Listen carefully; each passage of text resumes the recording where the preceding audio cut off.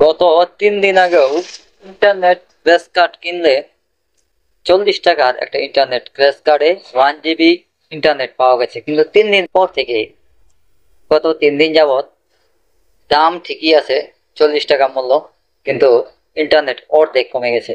তথ্য ও প্রযুক্তি উপদেষ্টা মাননীয় মাহমুদ আলমকে উদ্দেশ্য করে বলতে চাই, আপনারা দেশটাকে লুটেপুটে খাওয়ার জন্য ওই মন্ত্রণালয় নিয়ে বসে আছেন।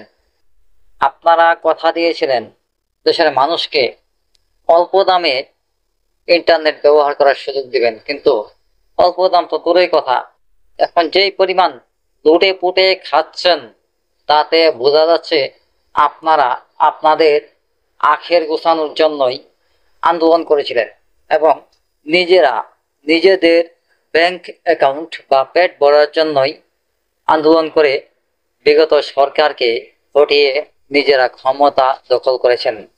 আপনারা ভুলে গেছেন যে আপনাদের কি কথা ছিল, আপনার কি কথা দিয়েছিলেন দেশের জনগণকে। দেখবেন এমন একটা সময় আসবে আপনারা আপনাদের কথা রাখতে না পারলে দেশের জনগণ আপনাদের বিরুদ্ধে আন্দোলন করতে একটু দ্বিধা করবে না।